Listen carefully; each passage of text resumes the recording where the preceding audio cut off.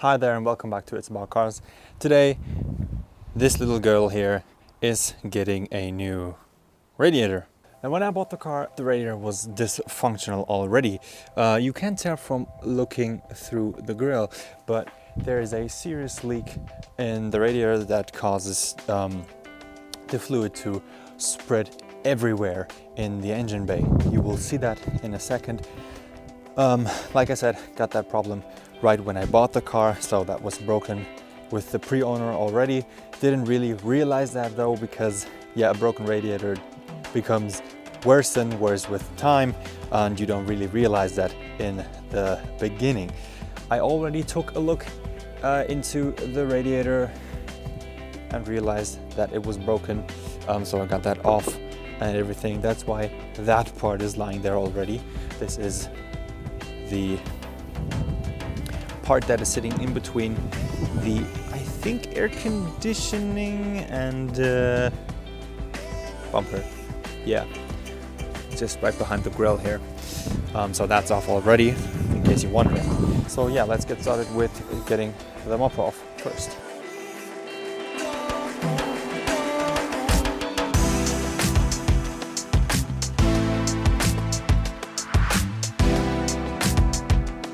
Okay, bumper is off. Make sure that you don't forget to disconnect your fog lights. Don't rip the cables off, please. Like I said, usually this part would be sitting around here, behind that bar though.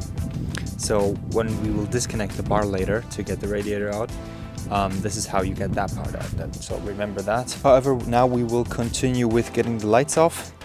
Then we'll move over to this piece and then over to that bar here. Well, actually, never mind that. You don't have to take that off, and you don't have to take off the headlights. That's just, I was just being stupid. You don't really have to get them off. Don't remove that, and don't remove the headlights unless you want them to be gone, because they could get in your way. Yeah.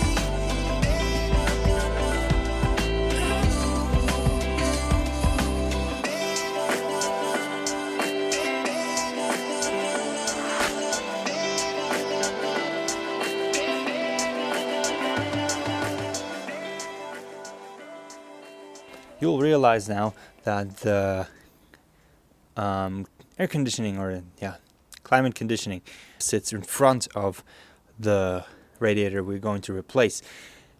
Don't go ahead and open that, because then all your climate fluid would come out. That's really messy, looks really poisoning. It's just chemicals, but it's not really a good thing. So don't open that. Don't try to get that off. I'm gonna just leave that like this, and we are going to take off that radiator here, put it on the ground like this bar, and then we can move our real radiator that we want to replace.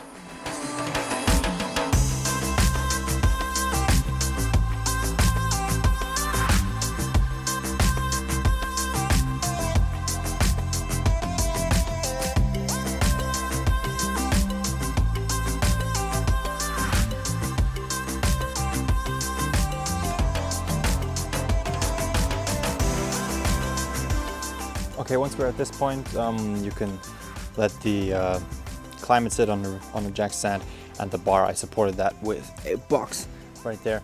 You can clearly see where the leak here is, and if we take a look into the engine bay, it's kinda pink in here, especially at the heat shield here. We're going to trying to figure out now, or I'm going to figure out now, how we get that radiator off. I'm gonna just try and figure out how to get this thing out, and then you will see in the end.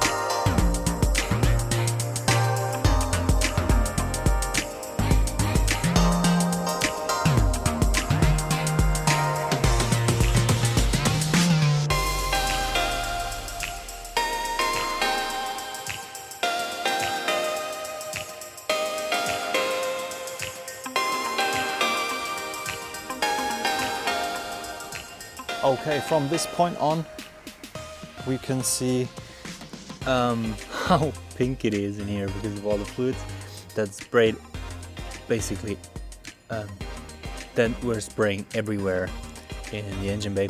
Could keep the intercooler in place. That's just plugged in from down here, and it was just getting all the cables off. Then it was one screw that was sitting behind it. I actually can show you on the radiator itself. We are obviously going to keep everything behind it. Yeah, that screw here was sitting around here. Now, since it's getting dark, I will pause for now and continue reassembling everything tomorrow.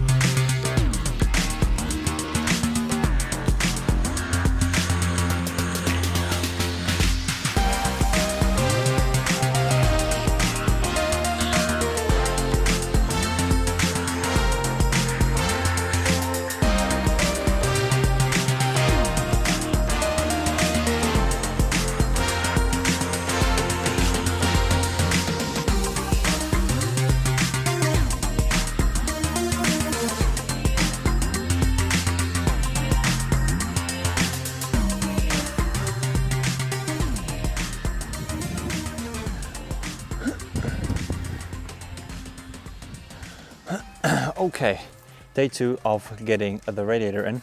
Before I'll do the reassembly and get the fan and the hose back on and everything we got off the old one, I'm gonna go ahead and straighten up these fins here. These radiators usually come with some, like, yeah, non-straight fins, and I think it is not a bad idea to straighten them up just with a little screwdriver, flat screwdriver. That is kind of easy, it just takes some time, but then your radiator is 100% functional.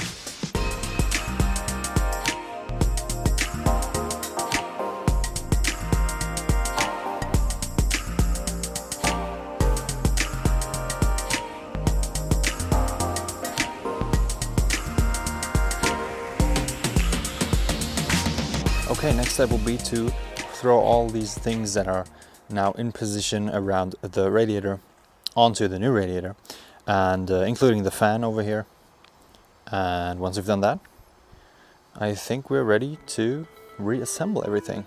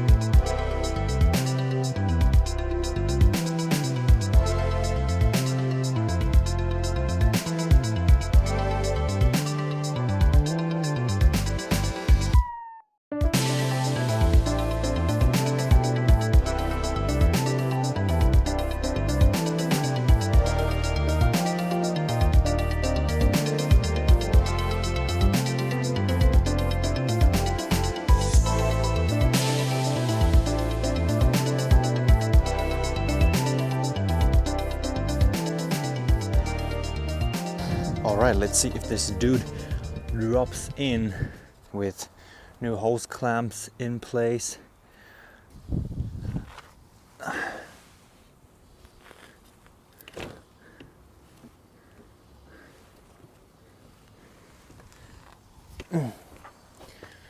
That's kind of tricky.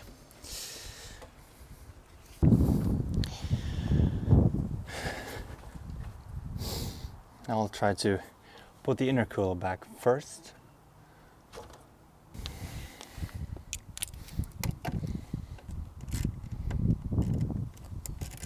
We have more movement, so we can stick him in easier. Yep, that did the trick. So it's in place on that side. We'll need to get it in place on the other one. Great, that's it.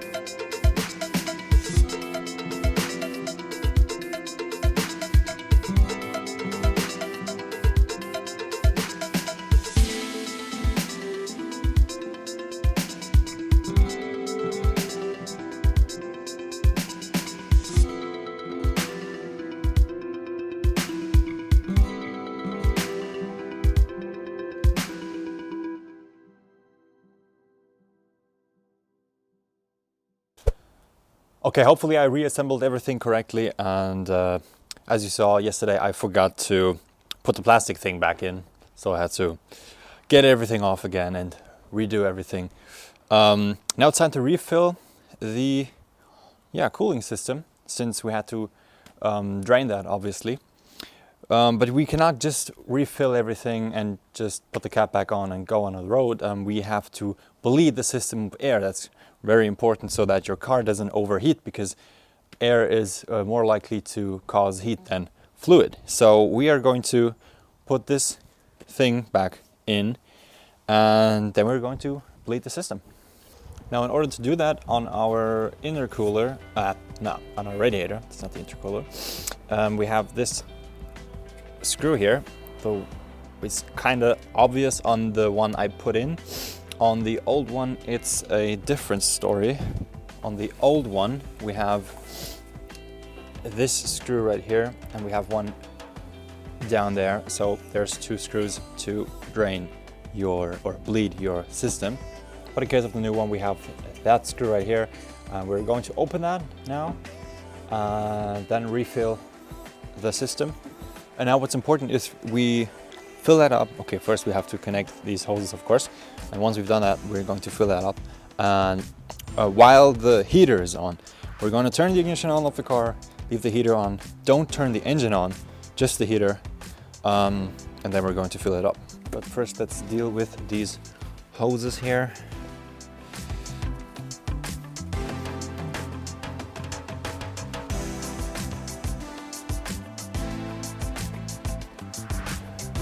Okay, that's it here. Let's open that, turn the ignition on.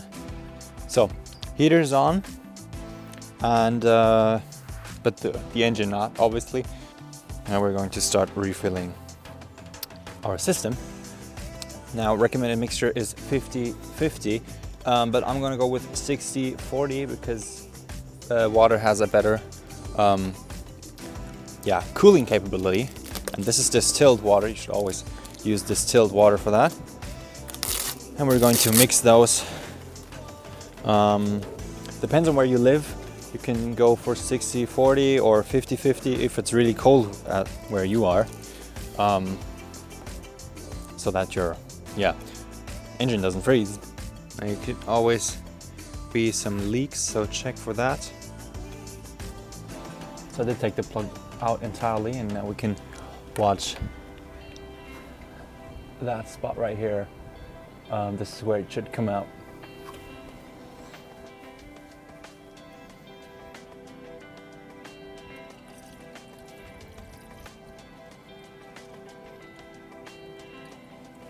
Oh, okay. We reached the point. Shit, that's a lot. Let's put the plug on. Okay. Sealed again. Now we just need to make sure it gets to min.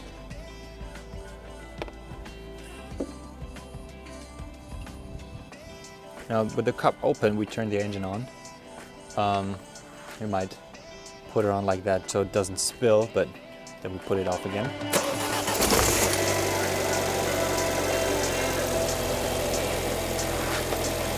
Now wait like that until the fan comes on. That's sitting down here. Once that comes on, we turn the engine off again. Okay, once the fan was on, we turned the ignition off, and now the coolant is at almost minimum. Now we can refill that a bit.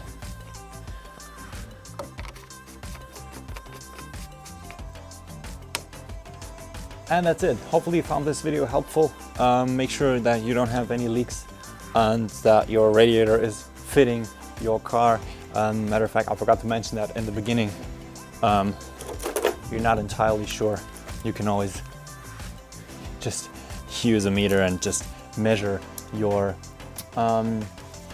existing radiator and compare that to the specs they have online. Usually they provide that wherever you buy them. So no leaks here. Radiator is fitting, seems fine, seems to have no leaks. System is lead of air. Hopefully I've done that right. If I've done anything wrong, let me know in the comments so that other people are not doing the same mistakes. However, if there wasn't any mistakes, then feel free to leave a like and subscribe to the channel if you're new. There's gonna be more videos on this car, and I'm looking forward to that. Hopefully you are too. See you in the next one. Bye.